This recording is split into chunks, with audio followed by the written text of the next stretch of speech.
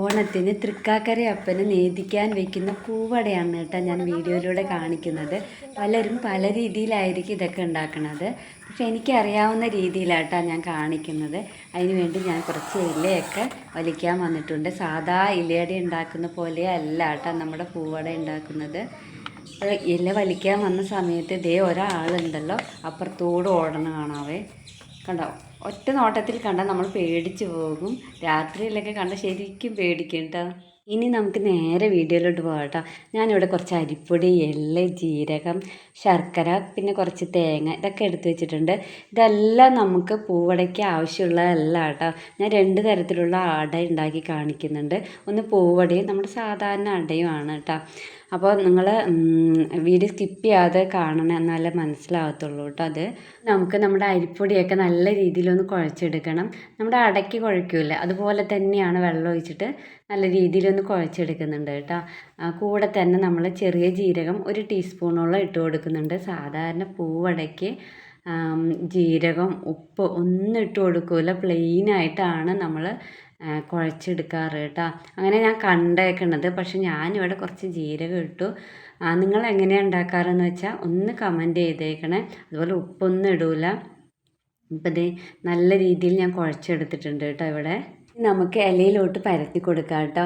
നമ്മൾ പരത്തുമ്പോൾ നല്ല നൈസായിട്ട് പരത്തണം. ഇത് തൃക്കാക്കരയപ്പനെ നേദിക്കാൻ വേണ്ടിയല്ല, ഇപ്പം ഞാൻ വീഡിയോയ്ക്ക് വേണ്ടി കാണിക്കുന്നതല്ലേ. അപ്പോൾ നമ്മൾ എന്തായാലും നമ്മൾ തന്നെയല്ല ഇത് കഴിക്കാൻ പോകുന്നത്. അപ്പോൾ ഒരു ടേസ്റ്റൊക്കെ ആയിക്കോട്ടെ എന്ന് വിചാരിച്ചിട്ടാണ് നമ്മളിങ്ങനെ നൈസായിട്ട് പരത്താൻ പറയണത് കേട്ടോ. ശരിക്കും പറഞ്ഞാൽ ഈ മാവിനകത്ത് തേങ്ങ മാത്രം ആഡ് ചെയ്യുള്ളൂ കേട്ടോ, വേറെ ഒന്നും ആഡ് ചെയ്യൂല. അങ്ങനെയാണ് ശരിക്കും പൂവട ഉണ്ടാക്കണത് കേട്ടോ. ഇപ്പം ഞാൻ കുറച്ച് ടേസ്റ്റിന് വേണ്ടിയാണ് ജീരകമൊക്കെ ആഡ് ചെയ്തേക്കണത്. നിങ്ങൾ ഉണ്ടാക്കുമ്പോൾ ഇതൊന്നും ആഡ് ചെയ്യേണ്ട ആവശ്യമില്ല കേട്ടോ. എന്നിട്ട് നമ്മൾ സാധാരണ അടച്ചു വയ്ക്കുന്ന പോലെ തന്നെ അടച്ചു വെച്ച് കൊടുക്കാം. ഞാൻ പൂവട ഉണ്ടാക്കാൻ 2 എണ്ണം പരത്തി മാറ്റി വെച്ചിട്ടുണ്ട്. ബാലൻസ് ഉള്ള മാവിലോട്ട് നമ്മൾ എടുത്ത് വെച്ച് എള്ളിട്ട് കൊടുത്തിട്ട് നന്നായിട്ടൊന്ന് മിക്സ് ചെയ്ത് കൊടുക്കുക കേട്ടോ. എന്നിട്ട് നമ്മൾ സാധാരണ അടയ്ക്ക് പരത്തൂലേ അതുപോലെ തന്നെ പരത്തിയിട്ട് തേങ്ങയും ശർക്കരയൊക്കെ ഇട്ട് കൊടുത്ത് നമ്മൾ ആവിയിൽ വേവിച്ചെടുക്കും. അത് അങ്ങനെയല്ലെങ്കിൽ നമുക്ക് ചുട്ടെടുത്താലും കുഴപ്പമില്ല. ചുട്ടെടുത്ത് എത്ര പേർക്ക് ഇഷ്ടപ്പെടുമെന്ന് എനിക്കറിയില്ല. ചുട്ടെടുക്കുമ്പോൾ ഭയങ്കര ടേസ്റ്റാണ് കേട്ടോ. നമ്മൾ ഈ സാധാരണ ഈ എള്ള് കൊണ്ടൊക്കെ ഉണ്ടാക്കുന്നത് കർക്കിടക പാവടയാണ് കേട്ടോ. ഇപ്പം ഞാൻ വീട്ടിലേക്ക് വേണ്ടി ഉണ്ടാക്കുമ്പോൾ ഈ എള്ളൊക്കെ ഇട്ട് ഉണ്ടാക്കണത് എന്താണെന്ന് വെച്ചാൽ നല്ല ഹെൽത്തിയാണ് നമ്മുടെ എള്ള്.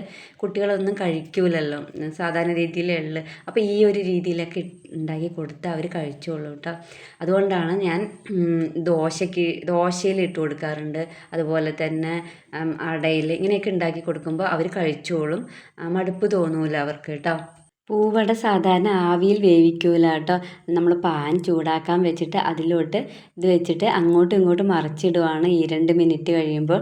അങ്ങനെയാണ് കേട്ടോ. അപ്പം നല്ല രീതിയിൽ വെന്ത് കിട്ടിയെന്ന് എങ്ങനെ അറിയുമെന്ന് വെച്ചാൽ നമ്മുടെ ഈ അടയില്ലേ ഈ ഇലയിൽ നിന്ന് അങ്ങോട്ട് വിട്ടു പോരും. ഇതേ കണ്ടോ, ഈ ഒരു രീതിക്ക് ആകുമ്പോൾ നമുക്ക് മനസ്സിലാവും നമ്മുടെ പൂവട റെഡി ആയിട്ടുണ്ടെന്ന്. ചുട്ടെടുക്കുമ്പോൾ ഭയങ്കര ടേസ്റ്റാണ് കേട്ടോ. ഇതുവരെ ഇങ്ങനെ ഉണ്ടാക്കിയിട്ടില്ലെങ്കിൽ ഒന്ന് ട്രൈ ചെയ്ത് നോക്കിക്കോളൂ കേട്ടോ, ഭയങ്കര ടേസ്റ്റാണ്. പിന്നെ മറ്റേ അടയാണെങ്കിൽ സാധാരണ നമ്മൾ ഇഡ്ഡലി പാത്രത്തിൽ വെച്ച് ആവി കയറ്റി എടുക്കുകയാണ് ചെയ്യണത്. അപ്പോൾ ഇത് കണ്ടോ, ഇത് മറ്റേതൊക്കെ ഞാൻ ആവി കയറ്റി എടുത്തു കേട്ടോ. അപ്പോൾ വീഡിയോ ഇത്രയേ ഉള്ളൂ. വീഡിയോ ഇഷ്ടപ്പെട്ടാൽ എല്ലാവരും ഒന്ന് ലൈക്ക് ചെയ്യുക, ഷെയർ ചെയ്യുക, സബ്സ്ക്രൈബ് ചെയ്യുക കേട്ടോ. അപ്പോൾ നല്ലൊരു വീഡിയോ ആയിട്ട് ഞാൻ വീണ്ടും വരുന്നതായിരിക്കും. അതുവരെയ്ക്കും എല്ലാവർക്കും ബൈ.